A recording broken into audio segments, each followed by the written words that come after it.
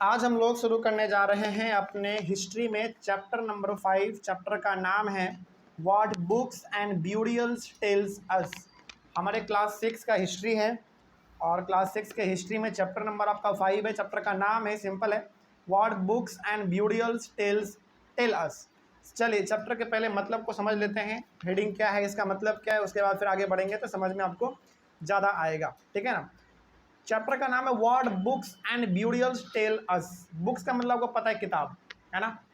तो आपको इसमें जानने को मिलेगा कि पहले के ज़माने का जो किताब होता था वो किस प्रकार का होता था, उस किताब में क्या लिखा रहता था, किस प्रकार से उसको हम लोग पढ़ते थे, पहले तो हम लोग ये जानेंगे।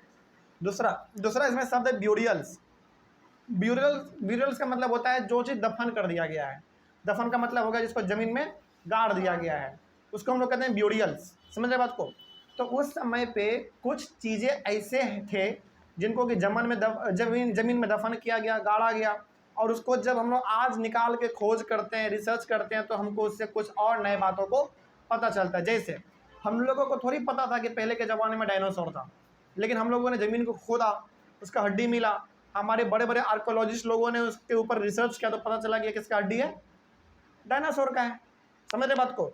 तो इस पूरे के पूरे चैप्टर में हम लोग डिस्कस करने वाले हैं कि पुराने ज़माने का जो किताब होता था वो कैसे लिखा जाता था, किताब यदि लिखा भी जाता था तो उसमें क्या लिखते थे लोग, है ना, किस तरीके का किताब होता था, उस किताब को आज हम लोग पढ़ेंगे तो क्या जानकारी मिलेगा, ये पहला बात देखेंगे। दूसरा बात देखेंगे कि जो चीज़ उस समय पे दफन किया गया, गाड़ा गया, वो यदि हम लोगों को आज मिल रहा है तो आज वो क्या बता रहा है हमको, कैसे पता लगाएंगे कि वो हड्डी जो मिला है वो कितना साल पुराना है, किस जानवर का है कि नहीं। यही सब चीज़ हम लोग इस पूरे के पूरे चैप्टर में पढ़ने वाले हैं। तो क्या आपको पता चला आप चैप्टर में क्या पढ़ने वाले हैं? बोलो, क्या डाउट है? लेकिन बुक्स को गाढ़ा क्यों है? बुक्स को गाढ़ा नहीं किया है, हमारे पास ऐसा थोड़ी है पहले कि जैसे इमेजिन करो, आज आपको किताब रखना होता था, किस में रखते हैं? बैग में रखते हैं, अपने टेबल पे रखते हैं, अच्छा से रखते हैं। आपके पास आज ईटा का बना हुआ घर है, अपार्टमेंट है, उस समय पे ऐसा थोड़ी था। आदमी ने जहाँ पे एक बार किताब रख दिया वो मर गया, अब आदमी को पता ही नहीं किताब कहाँ पे है। तो जैसे जैसे समय बदला उसके ऊपर धूल मिट्टी जमा होते होते वो ज़मीन के नीचे ऑटोमेटिक चला गया। तो उसी को जब हम लोगों ने खोदा तो निकला किताब, उसी को हम लोग आज देखते हैं, थोड़ा बहुत पता लगा पाते हैं कि कब का किताब है। समझ रहे बात को। तो ऐसा थोड़ी है कि पहले किताब रखने का स्पेशल जगह होगा कि किताब खराब ही नहीं होगा, किताब खराब भी होते थे। कुछ किताब तो ऐसे थे जो कि हम लोग को, अच्छा, हम लोगों को जो जितना किताब मिला है पुराने ज़माने का वो कुछ भी नहीं मिला है। इससे भी लाखों की संख्या में किताब उस समय पे लिखे जाते थे हाथों से, वो सब नहीं मिला हम लोगों को। क्यों नहीं मिला? क्योंकि किताब है, सड़ गया, गल गया। लेकिन जो थोड़ा बहुत मिला उसी से हम लोग अंदाज़ा लगा लेते हैं कि किताब उस समय पे किस प्रकार से लिखे जाते होंगे। समझ के बात को। चलिए आगे बढ़ते हैं। तो इस चैप्टर का सबसे पहला टॉपिक है one of the oldest books in the world. पूरी दुनिया में बहुत सारे ऐसे किताब हैं जो बहुत पुराने पुराने किताब हैं, उनमें से हम लोग यहाँ पे कुछ किताब के बारे में जानने वाले हैं। ठीक है ना। तो देखते हैं कि आखिर दुनिया के पुराने किताबों में से हमारा कौन सा वो किताब था। There are 4 Vedas, the Rigveda, the Samaveda, उसके बाद फिर आपका यजुर्वेदा एंड अथर्ववेदा। मतलब ये 4 ऐसे किताब हैं जो बहुत पुराने किताब हैं। वेदास का मतलब होता है ऐसे किताब जो कि वेद के ऊपर होता है। वेद का मतलब हो गया जो कि थोड़ा धार्मिक चीज़ों के ऊपर होता है। धार्मिक का मतलब हो गया उसमें भगवान के बारे में, पूजा पाठ के बारे में, मतलब धार्मिक चीज़ों के बारे में। एक तरीके से जैसे हम लोग पूजा पाठ करते हैं तो अपने भगवान को याद करते हैं, है कि नहीं। तो वेदास का मतलब होता है जिसमें आपको अलग अलग प्रकार की चीज़ों के बारे में नॉलेज मिलता है, और ख़ास करके नॉलेज किस चीज़ को लेकर मिलेगा? भगवान को लेकर, धर्म को लेकर, पूजा पाठ को लेकर। इसी को हम लोग कहते हैं वेदास, यानी कि वेद कहते हैं इसको। समझ में आ रही है बात। तो दुनिया में बहुत सारे पुराने पुराने किताब हुए हैं, लेकिन उन पुराने किताबों में से हमारे पास कितने? 4 किताबें पुराने। कितने किताबें? 4। पहला का नाम है ऋग्वेदा, सामवेदा, यजुर्वेदा और अथर्ववेदा। तो ये 4 किताब ऐसे हैं जिनको हम लोगों ने खोजा है और पता चला है कि दुनिया के पुराने किताबों में से 4 ये भी किताब हैं। ठीक है, आगे बढ़ते हैं। तो इन चारों किताब के बारे में तो आपको यहाँ पे डिटेल में डिस्कस नहीं करना है। एक किताब जो कि पहला वाला था, जो कि सबसे इंपॉर्टेंट है, उसके बारे में थोड़ा सा आपको यहाँ पे ज़्यादा पढ़ना है, तो उसी के बारे में हम लोग पढ़ेंगे, अबाउट ऋग्वेदा के बारे में। चलिए, इट इज़ द ओल्डेस्ट वेदा। हालांकि चारों किताब हमारा पुराना ही है, लेकिन इनमें से भी जो सबसे पुराना है और सबसे फेमस है तो वो कौन है? ऋग्वेदा, ठीक है ना। और इसका नाम भी आप लोग कई बार सुनते होंगे मेरे हिसाब से, ठीक है। आगे बढ़ते हैं। तो ये जो ऋग्वेदा है ये सबसे पुराना वेद है, सबसे पुराना किताब है ये, ठीक है। It is compose about 3500 years ago. सोचो इस किताब को लगभग आज से 3500 साल पहले लिखा गया था। समझ रहे हैं इसमें कितना आपका जनरेशन बीत जाएगा। अभी जो जनरेशन आपका चलता है वो कितने का चलता है, 100 साल का चलता है।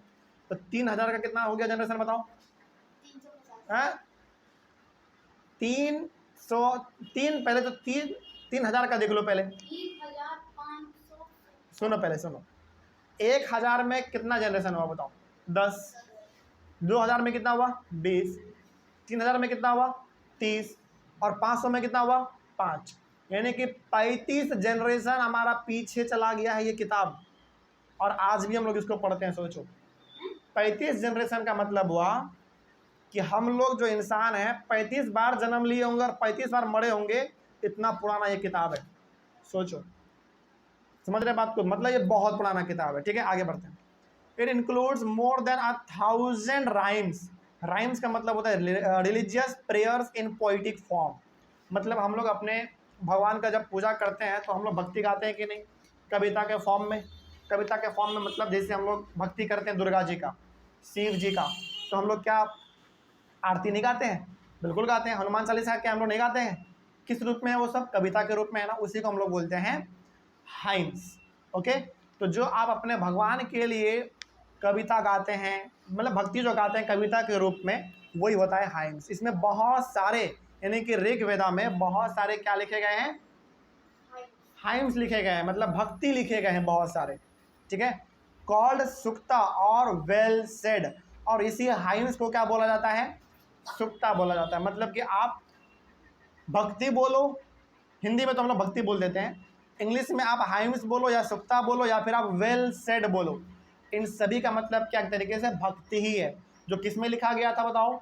ऋग्वेदा में लिखा गया था, आज से 3500 साल पहले। तो ये सोचने वाली बात है कि लगभग आज से 350 साल पहले, सॉरी 350 नहीं, मैं मिस्टेक, 3500 साल पहले बहुत सारे ऋग्वेदा में भक्ति लिखे गए थे, जिसको हम लोग आज हाइम्स बोलते हैं, या फिर आप उसको सुक्ता बोल सकते हैं, या फिर वेल सेड बोल सकते हैं। और हिंदी में तो हम लोग उसको भक्ति ही बोलते हैं। भक्ति, भजन, कीर्तन, जो भी आप बोल लो, आरती वारती जो भी बोलो आप, ठीक है। आगे, these hymns are in prayer of various gods and goddesses. अब इसमें ऐसा भी नहीं है कि किसी एक देवी या देवता का भक्ति है इसमें, नहीं, अलग अलग प्रकार के देवी देवताओं का भक्ति इसमें शामिल है। जैसे आज हमारे सामने कितने सारे भगवान हैं, कितने सारे देवी देवता हैं। जैसे एग्जाम्पल के तौर पर हमारे सामने गणेश जी हैं, उसी प्रकार से हमारे सामने शिव जी हैं, विष्णु जी हैं, ब्रह्मा जी हैं। उसी प्रकार से बात करें हमारे पास तो फिर दुर्गा जी हैं, सरस्वती जी हैं, काली जी हैं, तुलसी जी हैं। अलग अलग प्रकार के हमारे सामने गॉड गॉडेसेस हैं। तो क्या हर देवी देवता का प्रेयर अलग है कि नहीं है? तो अब जब आज के ज़माने में अलग है तो उस समय पे भी सबका अलग अलग था, और इन सभी अलग अलग प्रकार के भक्तियों को ऋग्वेदा में लिखा गया था। अच्छा, सवाल है कि फिर कौन लिखे होंगे? उस समय पे जमाना चलता था ऋषि मुनि वाला, तो ऋषि मुनि लिखते थे उस समय पे। समझ के बात को? आगे उसके बाद लिखा हुआ है इसमें, दी 3 गॉड्स आर स्पेशली इंपॉर्टेंट। अग्नि the God of fire, Indira the God of warrior, and Soma a plant from which a special drink was prepared. देखो, भगवान तो उस समय पे बहुत सारे थे, लेकिन इनमें 3 बड़ा इंपॉर्टेंट था उस समय पे। जैसे आज के ज़माने में देखा जाए तो भगवान हमारे सामने बहुत है, अनलिमिटेड भगवान हमारे सामने है कि नहीं। उस समय पे 3 मेन हमारे सामने जो गॉड थे। पहला गॉड कौन थे? अग्नि। और अग्नि बताओ किस चीज़ का प्रतीक होता है? आग का। मतलब उस समय पे हम लोग आग को भी भगवान मानते थे, और आज भी मानते हैं। क्या हम लोग आज आग में हवन नहीं करते हैं क्या? बिल्कुल करते हैं। तो आग को भगवान हम लोग आज से नहीं मान रहे हैं, आज से 3500 साल पहले से मान रहे हैं। क्या पता उससे भी पहले मानते होंगे? बिल्कुल मानते होंगे। लेकिन यहाँ पे अग्नि के सामने द गॉड ऑफ वॉरियर क्यों लिखा है? कहाँ पे? नहीं, अग्नि के बगल में लिखा हुआ है द गॉड ऑफ फायर। आप लोग गलत लिखे होंगे। तो अग्नि का मतलब क्या है? The God of fire. Fire. Notes में क्या लिखे हो? अरे नोट्स में द गॉड ऑफ फायर है भाई, उसको काटो। God of fire. अग्नि मतलब किसका भगवान? आग का भगवान। समझ रहे बात को? तो ये हो गया। उसके बाद है इंद्रा। इंद्रा जो गॉड ऑफ वॉरियर, मतलब वॉरियर का मतलब होता है लड़ाई युद्ध, उसका भगवान कौन? इंद्र। तो उनको भी हम लोग उस समय पूजते थे। और तीसरा जो कि भगवान नहीं है, एक प्रकार का प्लांट है, सोमा। सोमा यानी कि एक पौधा था, और उस पौधे को भी हम लोग भगवान का दर्जा देते थे, मतलब कि उस पौधे का भी हम लोग पूजा पाठ करते थे उस समय पे। क्या आज हम लोग पौधा का पूजा नहीं करते हैं? बिल्कुल करते हैं। जैसे तुलसी जी हो गई, बता रहे हैं। उसके बाद फिर आपका पीपल हो गया, क्या इन सब का हम लोग पूजा नहीं करते हैं? बिल्कुल करते हैं। तो उस समय पे हमारे दो गॉड थे, तो एक प्लांट थे जिसको हम लोग भगवान के तरह ही पूजते थे, उनका नाम था प्लांट का सोमा। और ये जो सोमा प्लांट है, ऐसा प्लांट था जिससे एक प्रकार का ड्रिंक प्राप्त होता था। ड्रिंक मतलब पीने वाला पदार्थ प्राप्त होता था। जैसे आज के ज़माने में आप देखोगे तो पीने वाला पदार्थ क्या होता है? आपका नारियल। क्या नारियल हम लोग नहीं पीते हैं? पानी उसका पीते हैं कि नहीं? तो उसी प्रकार का एक प्लांट था जिसका नाम था सोमा, उसको हम लोग पूजते थे उस समय पे। पता नहीं आज ये प्लांट मिलता है कि नहीं, पता नहीं, लेकिन उस समय पे हम लोग इसको पूजा करते थे। हम लोग नहीं, मतलब हमारे ऋषि मुनि लोग इसको भगवान मानते थे उस समय पे। आगे, देज हाइम्स वर कंपोज बाय सेजेज। सेजेज का मतलब होता है ऋषि, ऋषि मुनि जो भी आप बोल लो। तो ये जो कविता कहानी ये सब आपको जो मिलता है ऋग्वेदा में, सब कौन लिखा था उस समय पे? ऋषि लोग लिखते थे उस समय पे। ठीक है, आगे, most of the hymns were composed, taught and learned by men and few were composed by women। देखो, ज्यादातर जो हाइम्स मिलते हैं आपको ऋग्वेदा में, इनको किसने लिखा है? हाँ, ऋषि लोगों ने लिखा है, मतलब कि मेल लोगों ने लिखा है।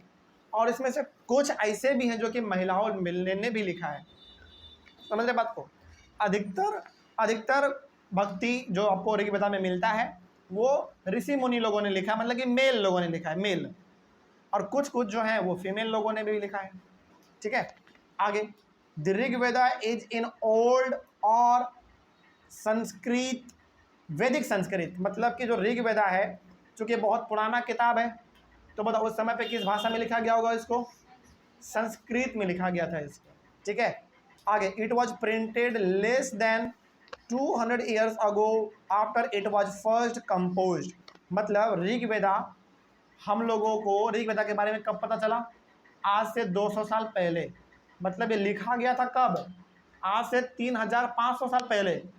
हमको पता कब चला इसके बारे में? आज से 200 साल पहले। इसका मतलब है कि 200 साल पहले खुदाई हुआ होगा, कहीं पे हम लोग ज़मीन को खोदे होंगे तो हम लोगों को ये चीज़ मिला होगा, तब जाकर हम लोगों ने इसको क्या किया, इसके हर कविता को, कहानी को, जो भी बचा हुआ था, जो फट गया तो फट गया, जो बच गया उसको हम लोगों ने प्रिंट करवाया। और प्रिंट करवा के हम लोग उसको आज भी पढ़ते हैं, गुनगुनाते हैं। यदि आपको पता करना हो कि ऋग्वेदा में किस प्रकार का कहानी है, कविता है, भक्ति है, आप गूगल पे जाइए, आप सर्च करिए, आपको मिल जाएगा। यूट्यूब पे जाओ, आप सर्च करो, आपको मिल जाएगा। यूट्यूब पे मत जाना, क्योंकि यूट्यूब पे कुछ और दिखा देता है, यूट्यूब पे बहुत कुछ गलत भी है। तो आप गूगल पे जाओ, गूगल पे आपको सही जानकारी मिलेगा। मतलब आपको जानना हो कि ऋग्वेदा में किस प्रकार का कहानी कविता मिलता है, तो आपको आके गूगल पे सर्च करना चाहिए। और गूगल पे भी आप सर्च करेंगे ना तो संस्कृत में नहीं आएगा, हिंदी में आएगा, क्योंकि आप संस्कृत उतना समझ नहीं पाएंगे। तो हिंदी में आ जाइए, पढ़िए, हिंदी इंग्लिश दोनों में आ जाएगा आराम से। जब आपको पढ़ने का मन करे तो पढ़िएगा। चलिए, यहाँ तक कोई दिक्कत आप लोगों को? आगे बढ़ते हैं। अगला टॉपिक है हमारा, how historians study the Rigveda. इस टॉपिक को हम लोग करेंगे अपने अगले क्लास में। तब तक के लिए थैंक यू वेरी मच।